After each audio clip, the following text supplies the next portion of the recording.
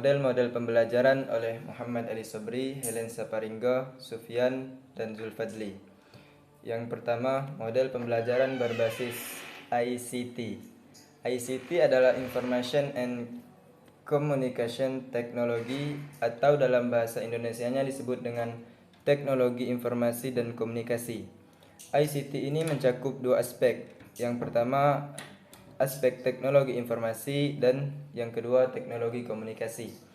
Teknologi informasi meliputi segala hal yang berkaitan dengan proses penggunaan sebagai alat bantu, manipulasi, dan pengelolaan informasi.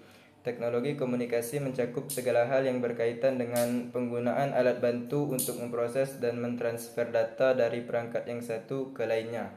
Definisi umum teknologi informasi dan komunikasi adalah komputer, internet, telepon, televisi, radio, dan peralatan audiovisual. Contoh penerapan pembelajaran menggunakan ICT. Yang pertama ada buku elektronik atau e-book. Buku elektronik adalah salah satu teknologi yang menggunakan komputer sebagai media dalam menampilkan informasi multimedia dengan bentuknya yang ringkas dan dinamis. Selain itu, e-book juga bisa diintegrasikan secara langsung dengan tampilan suara, gambar, grafik, animasi, ataupun video agar informasi yang tersaji di dalamnya bisa lebih kaya daripada buku konvensional pada umumnya. Selanjutnya, contoh model pembelajaran berbasis ICT yang sering digunakan yaitu yang pertama Microsoft Word. Microsoft Word adalah aplikasi dari Microsoft Office yang biasa sering digunakan untuk pengolahan teks, pengelolaan dokumen, laporan, dan lain sebagainya. Yang kedua ada Microsoft Excel, yaitu aplikasi pengolahan data numerik. Fungsi utama dari aplikasi Microsoft Excel adalah membuat, mengedit, menganalisa, dan meringkas data yang sifatnya numerik. Aplikasi ini juga berfungsi untuk menjalankan perhitungan aritmatika maupun statistika. Yang terakhir, model pembelajaran berbasis ICT yang sering digunakan yaitu Microsoft PowerPoint.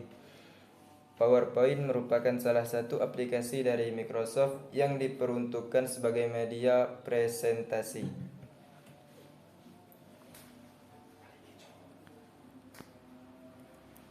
Metode yang kedua yaitu e-learning. E-pembelajaran atau dalam bahasa Inggrisnya electronic learning yang disingkat sebagai e-learning dapat didefinisikan sebagai sebuah bentuk teknologi informasi yang diterapkan di bidang pendidikan berupa website yang dapat diakses di mana saja. Pembelajaran elektronik atau pembelajaran online yang disebut e-learning adalah pembelajaran formal maupun non-formal yang dilakukan dengan memanfaatkan teknologi, sehingga pelajar dan pengajar melakukan proses belajar mengajar menggunakan media elektronik. E-learning dilakukan dalam jaringan. Siswa dan guru bisa mengaksesnya di mana saja dan kapan saja. Dua contoh dalam metode e-learning yaitu yang pertama adalah Ruang Guru, yang mana perusahaan besar bersitus teknologi di mana dapat mencari informasi seputar pelajaran atau metode yang lainnya di dalam ruang guru tersebut. Dua, Brandly, yaitu wadah para siswa untuk bertanya dan saling menjawab pertanyaan yang tidak dapat ditemukan dalam situs web. Metode yang ketiga yaitu mobile learning. Mobile learning atau m-learning merupakan sebuah model pembelajaran yang mengadopsikan pengembangan teknologi seluler dan perangkat handphone atau HP yang dimanfaatkan sebagai sebuah media pembelajaran. M-learning dikembangkan dengan format multimedia yang menyajikan teks, gambar, audio, dan meminimaliskan video dan animasi karena alasan keterbatasan connect size agar mudah diakses melalui HP, sehingga menjadi bahan belajar yang menarik dan mudah dipahami. M-learning merupakan metode pembelajaran alternatif yang memiliki karakteristik tidak tergantung tempat dan waktu. Metode yang keempat yaitu CBI atau CII. CBI atau Computer Based Instruction adalah sebuah pembelajaran terprogram yang menggunakan komputer sebagai sarana utama atau alat bantu yang mengkomunikasikan materi kepada siswa. Terkadang orang sering kali menyamakan metode CBI dengan CII atau yang disebut Computer Assist Instruction. Padahal sebenarnya metode tersebut merupakan dua buah metode yang berbeda. Perbedaan yang mendasar terdapat pada penggunaan multimedia belajarnya. Pada CIA, peran guru tidak semuanya dihilangkan dan komputer hanya berperan sebagai pendamping guru dalam menyampaikan materi. Tidak halnya dengan CBI. Pada CBI, komputer menjadi pusat pembelajaran atau Center of Learning di mana siswa berperan lebih aktif dalam mempelajari suatu materi dengan media utama komputer. Dalam hal ini, materi pengajaran disusun secara sistematis dan dirancang dengan menggunakan bahasa pemrograman, perangkat lunak, atau software animasi seperti Flash dan lainnya.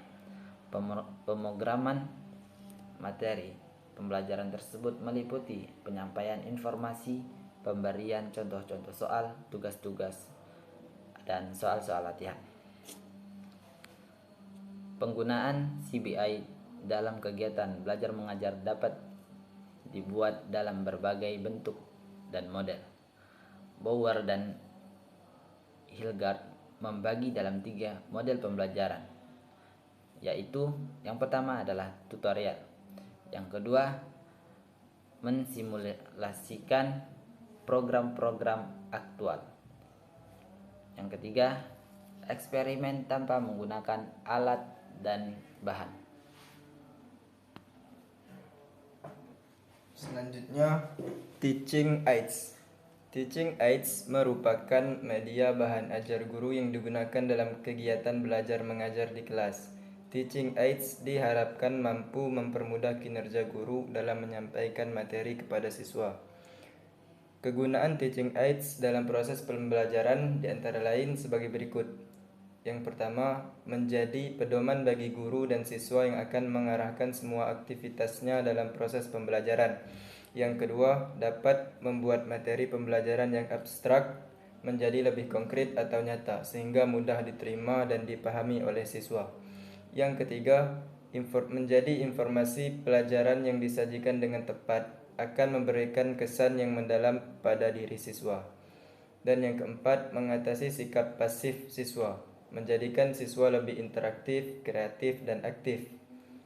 Dan yang kelima, mentransmisikan pesan-pesan pembelajaran lebih konstruktif dan menarik.